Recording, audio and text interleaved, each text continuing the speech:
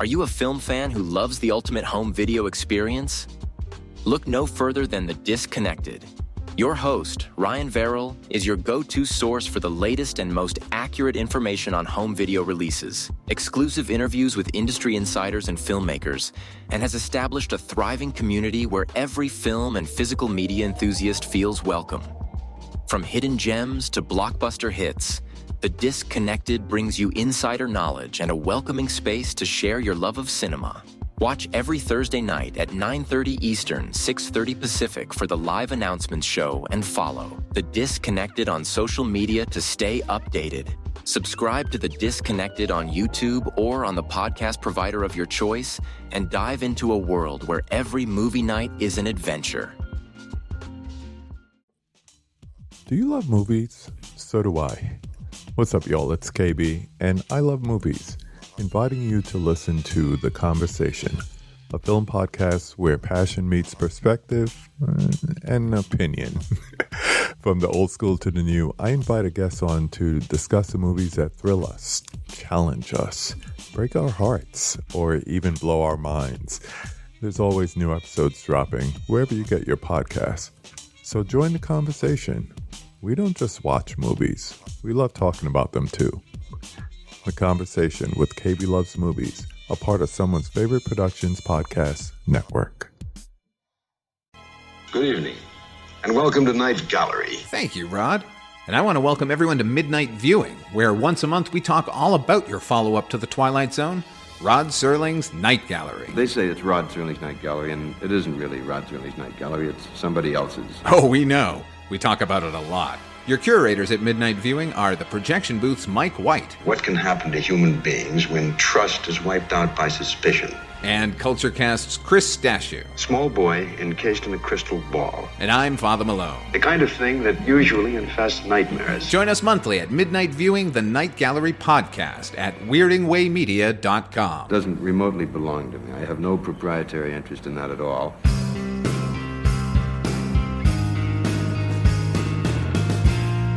Weirding Way Media.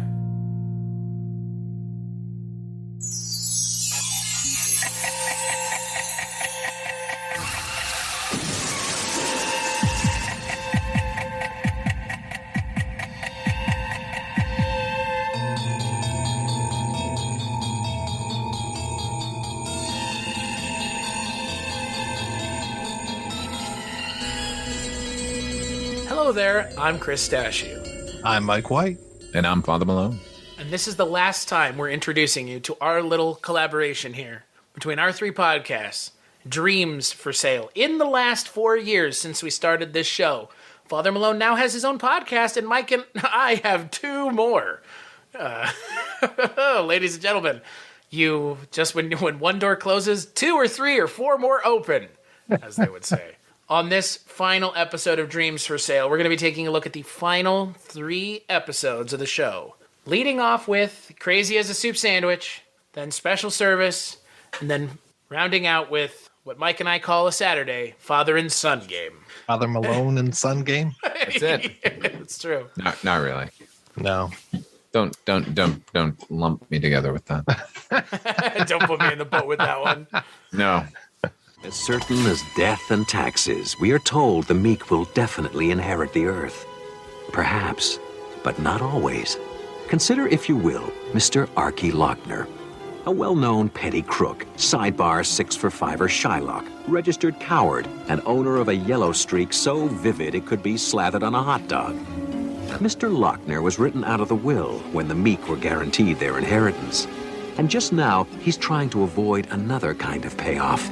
A soulful payoff in that off-track betting parlor we call the Twilight Zone. What were you stuttering on purpose? Yeah. That's the only good part of that episode. Anyway, we'll get to it. Yeah. So let's talk about the first episode, written by Harlan Ellison. Harlan Ellison, yo. Crazy as a Soup Sandwich. So it aired April 1st, 1989. It stars Anthony Franciosa as Nino Lancaster and Wayne Robinson as Archie Lochner.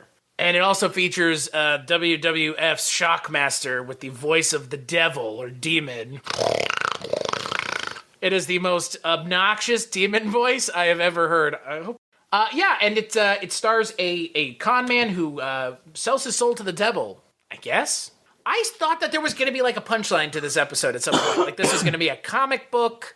What? You didn't get the punchline that the boss has already captured demons? Come on, baby. What's funny including the demon's father. I never should have put any faith in you, son. It's a father and son game already. This is all of Harlan Ellison's worst instincts as a writer.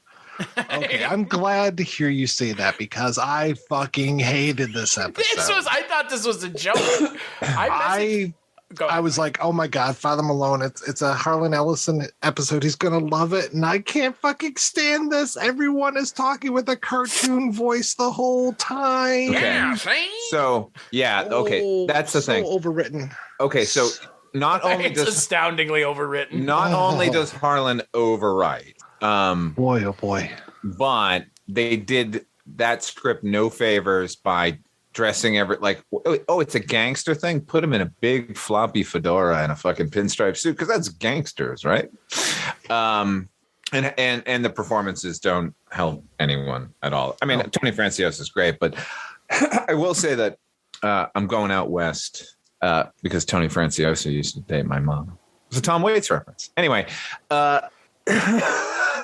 Come on, Mike. I got it. Yeah. All right. I don't need special effects. Yeah. I got real scars. Yeah. So, yes. But no, this was, like I said, this is Harlan Ellison working at his sort of worst. And so I was curious if this episode was written for like the original sort of run, maybe season 1 or season 2. And just got left over, and then they sort of brought it back. But as it turns out, no. Harlan Ellison wrote this specifically for the 3rd season after having quit in season 1, basically.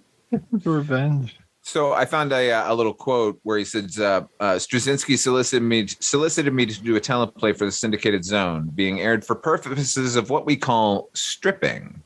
That means another 40 episodes or so need to be filmed to total the 100 required to put it into syndication.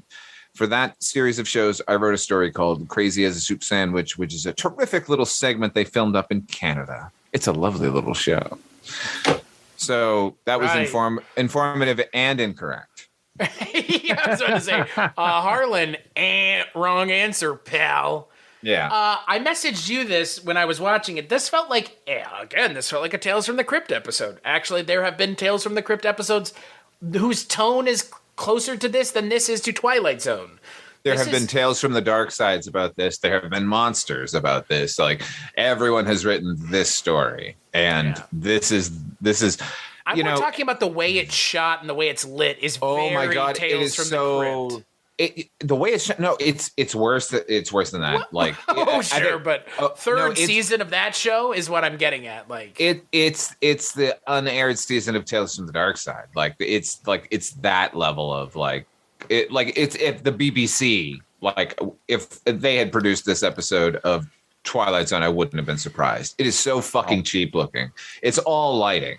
I mean, that's the whole thing, right? They thought they were like getting away with something with all of the scrims, but no. Well, the monster for the majority of this, before he turns into a reject from gargoyles, that's all just lighting and just like a little 3D animation thing with lighting moving across it. Okay.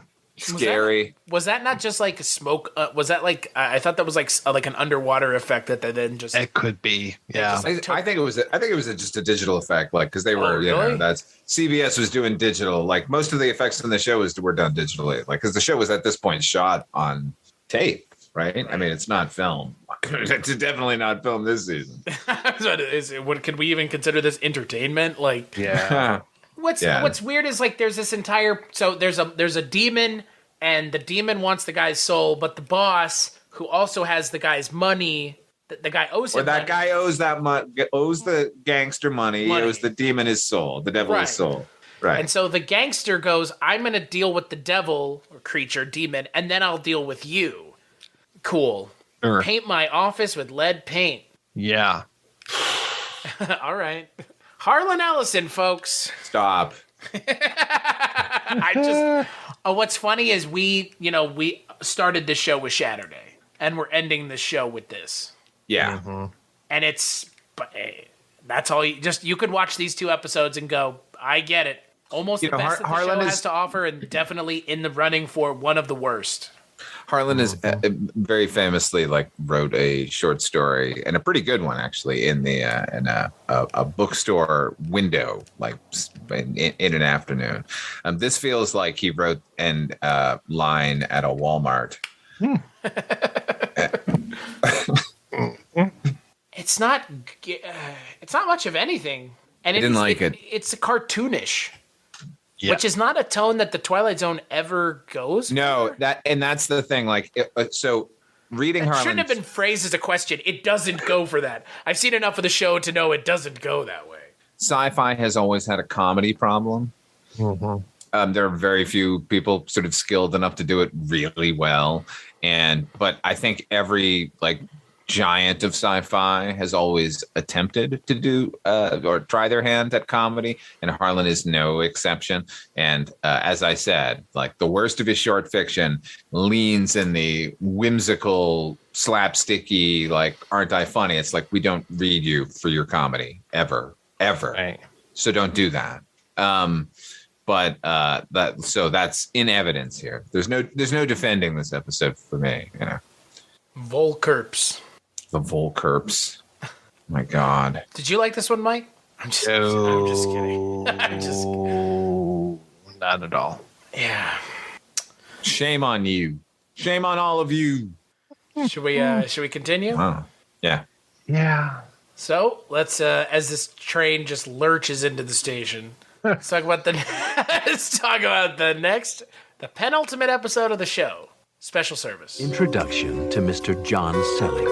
A reasonably average man who goes through life with both eyes open and both hands firmly on the wheel. Mr. John Selig, practical and steady, who is about to be blindsided by the Twilight Zone.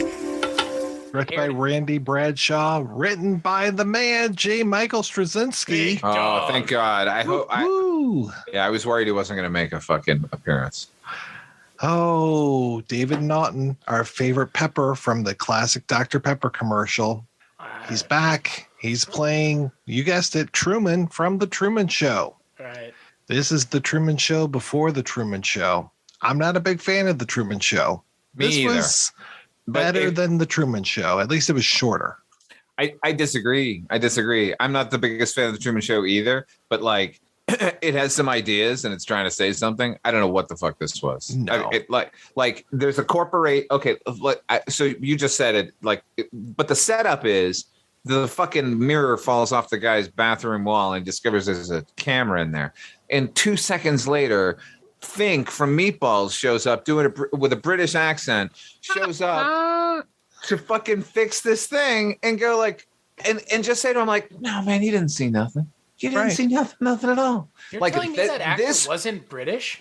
Are you shocked?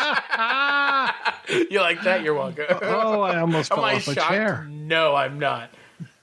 Oh boy. This is how the corporation deals with faulty cameras and shit. They just walk up and go you've seen nothing. This was all a dream. Is this the only show that they have going? I mean, I want to know more and why are women crazy for this guy? Oh my goodness. They want to rip his clothes off. Seems like a real drip. Yeah. And I could be because he's a werewolf. Well, no, that would make him sexy and cool. I've seen this guy be sexy and cool. He's not sexy and cool here. I've seen him dance. I've seen all kinds of. I've seen him run naked stealing balloons. Yes, that is true. And he did that with Elan. Yes. Not here. Not here. Awkward dancing is what we have here. Yeah, this is pure freak out mode. What is going on? Emoting with his eyes and eyebrows whoa. Yeah. It's like you said, it's the Truman Show before the Truman Show. Great. Mm-hmm. Oh, we're all in a TV show, or this guy's in a TV show. Fuck gives a shit. I'm sorry. And then they take him and explain everything to him. Right. And then they put him back in his home, and it like right. I mean, I kind of like the idea. I kind of like to tell you that you're not in it anymore. Yeah. Like, I like that. I like the kind of mindfuck sort of quality of it, but like that's not what this episode was about at all. It's also an unearned payoff, anyways. Like you don't get to be smart in an episode this stupid. I mean, if it had been about this guy, like he's convinced that everyone's watching him and he's on a television show and no one believes him, and then the payoff is like that, then maybe, sure. But like it's so random and happenstance. Like, oh yeah, no, you're totally like everyone loves you. Well, and the whole world isn't like showing up. Like, remember, here's one thing that they did right in Truman Show. They have like a little montage of people who have tried to break in and let him know that he's on a TV show. Like one woman like pops out of a box, like you're on TV. Like that would be happening. Like there's no non-disclosure agreement for the country. Well, he's just taken to an office somewhere. And I don't get that whole setup of their business model. The whole thing, like, oh, well, we had all this money and blah blah, and I'm like, what? Why is this David Naughton's problem?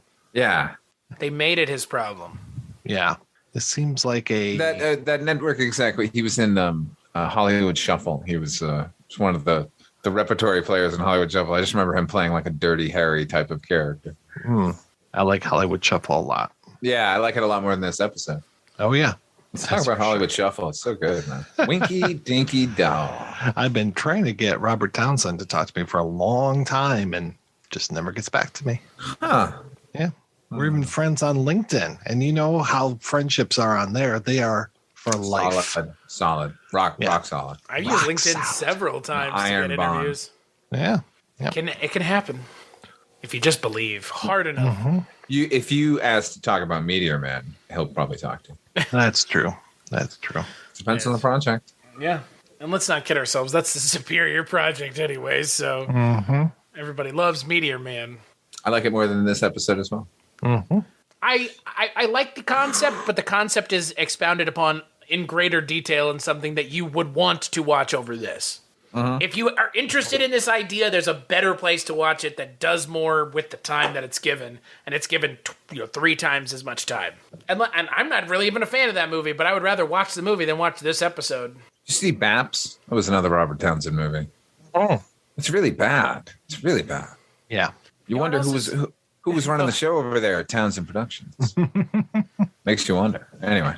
You know what else is really bad? Petey Wheatster on The Devil's Son-in-Law, but that's the highest. That's a good movie. That's actually YouTube channel. It's actually a good movie. That's a good movie. I've changed my mind about that again. I've had one of my famous changes of heart. Wow. I'm back to liking that movie. It's true. Father Malone's heart did grow 2 sizes that day. Change for Petey, it did. Yeah. So shall we take this one home? Bye. Mm-hmm. You ready? Mike's just like, get me out of here. All righty. So here it is, ladies and gentlemen, the 30th episode of the 3rd season of the show and the final episode of the first revival of The Twilight Zone, Father and Son Game. Don't be deceived by the youthful appearance of our subject, Darius Stevens. He abused his body for 79 years. Now he's walking on his own bought and paid for 2 feet, down a path he hopes will lead him into a new life. Father Malone. Father Malone and Son Game. So that would be way more interesting. Yeah, anything would be more interesting. So this episode is directed by Randy Bradshaw, written by Jeremy Bertrand Finch and Paul Chitlick, and stars Ed Marinaro and Eugene Robert Glazer as a father and son. One's a robot, maybe, possibly, who the fuck knows? And the other one's trying to wrest control of his business. It's like, Succession, if it was bad and dumb and nothing like this. It's very, to me, it's Free Jack if Free Jack was awful. Really, really bad. Yeah. I guess it's more like that Selfless, the one with Ryan Reynolds. It's more like along the lines of that. Yeah. Yeah. Right. Yes, this is a tremendously poor episode. It's poor science. Like, here's the I made the joke earlier about the stuttering, and that's the only good part of the episode. It is the only good part of the episode. I think Ed Molinaro, like I thought he did that really skillfully. Yeah, like he was breaking down, and he was very subtle about it. The first time it happened, I was like, was that a mistake? Right. What's going on? Yeah. Yeah. It worked its way up very, very well. So kudos, Ed, who, by the way, I could only think of Laverne and Shirley the entirety of this episode. Right? I mean, what else do we know him from? Yeah. I think my favorite thing about this episode is that they essentially just gave up on set design and just threw sheets on top of tables. They were like, this is good enough at this point. We don't give a shit. We'll just set it in a hospital where they have all this stuff already. And then we'll just put like a sheet on top of a desk. And it'll look weird if we kind of pull it at the corners. It's like set design 101. You got $20. Go on down to the local They had to Home Joe's and get whatever. They had to spend all the money on that very futuristic looking scientific equipment where he's now like Max Headroom, just the head in the box. Yeah. Good call on that one. And what's weird is like it's trying to have something to say about like, what does it mean to be human? What is your humanity? And what consciousness, defines your humanity? Like, this is all great science fiction. It's like bedrock science fiction, but written by somebody who I think doesn't like science fiction. You know what I mean? Like it's these people who are television writers and then they get hired on like this kind of show and like, oh, well, what do we do? I don't know. Figure something out. What's the least sci-fi thing that we can do while still getting away with it being somewhat sci-fi? Immortality. Right, like a brain thing. Yeah. Transference. Or they have like numbers on what their is arms. Consciousness? But they weren't even really interested in any of that. They wanted to tell this story about this like power struggle with this family and money and like who fucking gives a shit? Like, tell the fucking story of the brain transference that occurred, which is a fucking miracle potentially. Mm-hmm. And then at the end, it's like, okay, so his body didn't even matter anyways. Right. No, and what the big triumph is not necessarily that his consciousness is still around. It's that he's going to be able to retry that case. Right. We got good odds here. It's like remember they talked to Crispin Glover about Back to the Future and like why he didn't get along with Robert Zemeckis, and he was like they rewrote the script where it's like the payoff was like it's all this monetary sort of payoff for Marty and his family, and I was like that wasn't the original script. It was them like. They got together as a family. That was the idea. And that's sort of like the same thing here. Their relationship is broken irrevocably because he's a robot now. Or maybe a robot. Who knows? Maybe. Yeah. Yeah. It's like, it's as long as, whatever consciousness you retain, as long as there's going to be a monetary payout at the end, you're going to be good. And then I feel bad for his wife because then it's like she's suddenly his wife, right? Even though she looks a lot younger than 78 years old, but kind of looks more like the age of Ed Marinaro in this episode. Anyway, she's basically like his personal slave now, where it's like, oh, I need you to do this. I need to do that because I'm fucking head in a box now.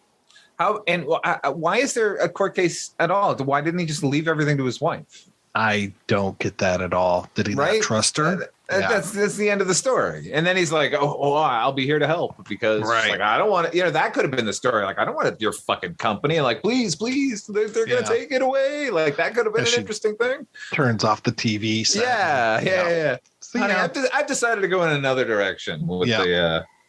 Well, that's the thing. I mean, for me, that should have been the ending. It's her just like turning it off and being like, bye. Nope. It's the cheap cliffhanger ending. It's a cliffhanger ending to an anthology episode. And I tell you, the thing that bothered me the most about this segment is one of the guys says, we had to digitalize the data. I worked with an old guy years ago. This is 1996. And instead of saying digitize, he would always say digitalize. And I'm like, digitalizing. Oh, it was like nails on a chalkboard. And here's this guy, we're going to have to digitalize the data. I'm like, oh, you should tell them to be more Pacific than that. Yeah, please. Specifically, the future. Oh, yeah. I wish that this episode wasn't the last episode of the show, but at this point, I am glad. You know what? Wasn't as bad as some of the others we got. That's true. Sure. There have been worse. I mean, this one was like, oh, well, I can see problems with the structure and the blah, blah, blah. Like, this easily could have been a good episode. Like, some of them are just like, burn this fucking thing. Like, why? What is the purpose? Yeah. Tell me your purpose. Yeah, I don't. Man, what a just like limping along across the finish line, dragging yourself across the finish line. God. Yeah. What an unceremonious end to the first revival of this great show, which would be revived twice more to varying degrees of success. The first 2 seasons of this iteration of The Twilight Zone are readily available, and you should visit them immediately. On YouTube, because CBS doesn't give a singular goddamn fuck. So, just like Tales from the Crypt on fucking YouTube in its entirety, because HBO and the Gaines family don't give a singular fuck. They were so into the idea of syndication and making money off of this thing that they fucked up the last season-ish. So why not actually put it out there in a different form and make some money off of it? I've got the DVDs. Huh. Yeah. No. I don't know. I don't know. This last season of the show, Harlan Ellison, obviously the stripping thing, the quote that you said, we knew about that, right? It's disappointing. It's just disappointing because, again, the first season of the show is pretty good. Like, man, it looks like gold compared to the last 2 seasons. Yeah, man. Jesus Christ. And you know what? His episode isn't great, but at least it's kind of cool because I know that like Harlan Ellison hired Michael Straczynski for Twilight Zone, so it was nice that he like at least tried to lend a hand. It's not, the results weren't great, but that's at least a decent thing that happened this season. I mean, Not much else. That's a great title. That's it. Yeah. Crazy as a soup sandwich. And they say it at the end of the episode. Hey, that's the name of the episode. Yeah, because I will say that about the Craziest Soup Sandwich, which had over every other episode this season, the opening narration was really good. And it's because Harlan Ellison wrote it. He's so yellow you could slather it on a hot dog. It wasn't just some perfunctory bullshit like that, could have been slapped on any episode. It was like, it was very specific about what you're about to see. So I like that. So, is there anything else we want to talk about? Go watch season 1. Well, that's what I wanted to ask you guys as we bring this to a close. Is there any episodes that you would tell people to watch? Not your favorite episodes, but episodes that have stuck out to you guys through the run of the season? show. Or just in general. Because, again, we're at the point now where the show, we're done. But I think we owe it to the people who have listened or will listen to this. What episodes, just a couple that are worth checking out at the end of this, like Shatter Day, Wordplay, Dealer's Choice, Eye of Newton, Shadow Man, Eye of Newton. Those were. Yeah. The Toys of Caliban. Yeah, I'd recommend that. Mm-hmm. That's a good one. It's an icky one. To See the Invisible Man. Yeah. The Uncle Devil Show. Yeah. Children's Zoo. Show, yeah. Children's Zoo is good. Yeah. Healer, Eric Bogosian. My God, all the way back to season 1. All the way back. That was a really good one. Jesus. Saucer Full of Loneliness or Saucer of Loneliness. Saucer of Loneliness. That's season 2, right? Yeah. That was a good Very one, early season 2. Yeah. Convict's Piano was tight, I thought. Yeah. Yeah. Joe Penny. Yeah. Yeah, that was enjoyable. A lot more enjoyable than this season. The little people of Kalani Woods. Oh, no, that was the leprechaun artist too. The leprechaun artist. This show has fulfilled one thing, which is planting the image of Elvis impaling Elvis on a guitar. Yeah. Very true. For all time. Thank you, Twilight Zone. Yeah. And Thank you, Elvis- George R.R. Martin, who wrote that episode. Elvis impaling Elvis and then making all of the same Elvis mistakes again because I know. So good. Elvis got to die to them drugs, baby. That's right. God. Today's the day I die, I guess. Like, that could have been interesting. I mean, That could have been. Yeah. Yeah. He would have done everything he possibly could. And like hating every minute of it. Like, it's like, listening I gotta hold it. I can't use the restroom today. Yeah, right. Colonel Tom's on the phone, just like, yeah, we're gonna do a bunch of pictures. Like, no, Colonel Tom, this is gonna ruin me. God. That seems like a world ago. Mm-hmm. Oh yeah, Twilight Zone. We're talking about Twilight Zone. And we talked about 2019 Twilight Zone, even for a little bit. Just a couple episodes, yeah. God. We were like so excited. Oh, the Twilight Zone's coming back on when we're doing our show. Ooh, oh, and it's what's his name? Jordan Peele. Jordan Peele does all this great stuff. Yeah. So that was a fucking lie. Mm-hmm. So what do we have to say for this show, really? Watch this show. It's good. Really? You'd still say that? What the fuck? Yo, are you being for real? First season. Oh, okay. First season. Watch the first season. But but that's not what you said. You said watch this show. It's good. Yeah, you'll know when to stop. It's when we all Did stop. we? You know what? No, we had to listen. I like that. It's when we all stopped. Is it though? Yeah. I meant at the time, and any right-thinking the person. empirical fucking Anyone who we knows over here. that isn't really that much of a masochist, like clearly the three of us, will know Right. when to stop watching this show. Yeah, it's funny. I was reading some of our reviews, and people are just like, "These guys are so negative," and I'm like, We have reviews. "Yeah, we Yeah. do. We have some reviews." Oh my god, I've never read one. Yeah, On iTunes. yeah, Huh. Yeah.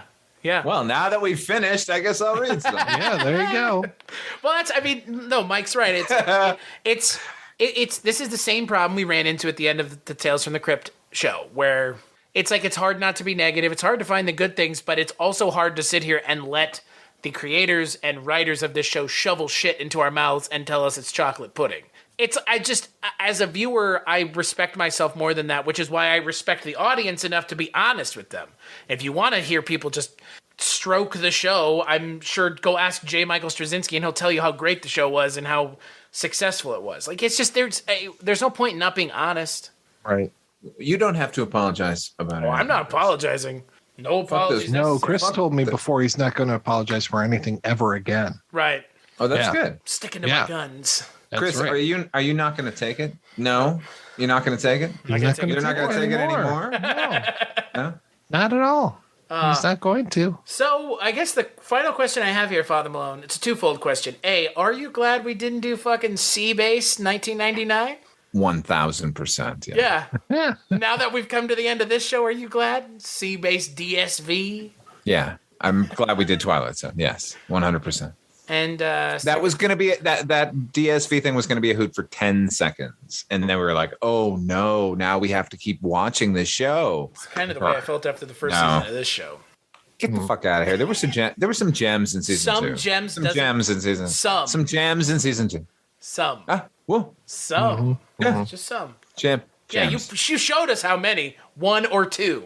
With 3. your fingers, just 3. Okay, 3. And should we talk about the next show that we're doing? Sure. Sure, why not? Plug it, baby. Go ahead, Father Malone. It's all on you.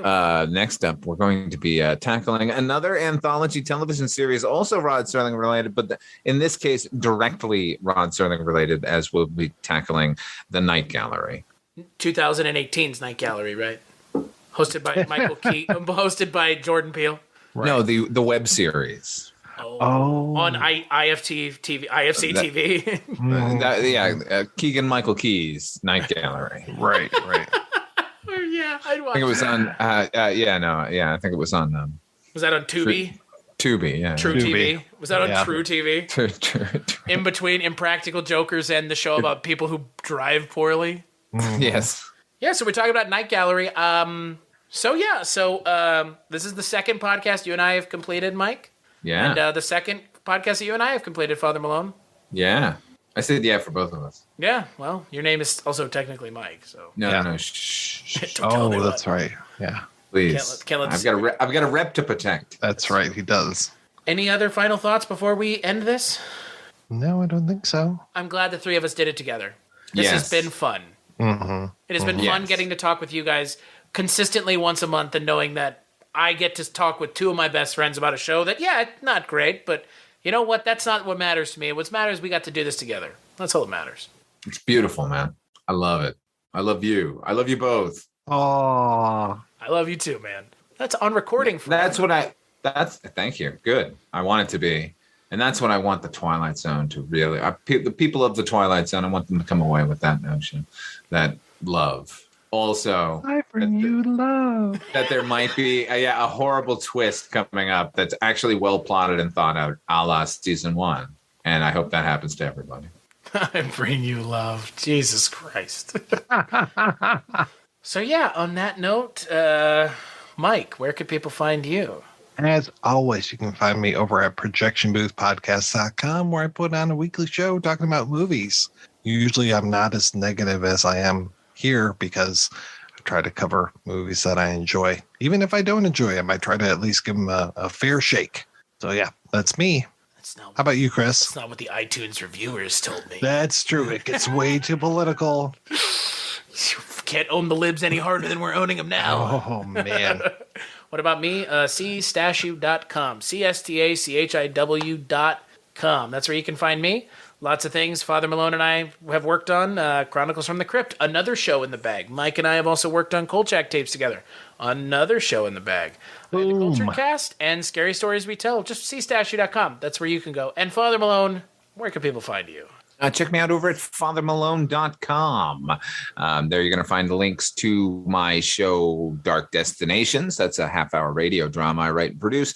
There's links to my YouTube shows and other shows like the aforementioned Chronicles from the Crypt with Chris and this show. And apparently, if you go there, you'll probably see a button marked Night Gallery as well. And big thanks, as always, to Roxy Drive and Neutron Dreams for the theme song for the show. And, I would say make sure to check us out on the next episode. But you know what? Just make sure to stay weird and check us out in the Twilight Zone, I guess.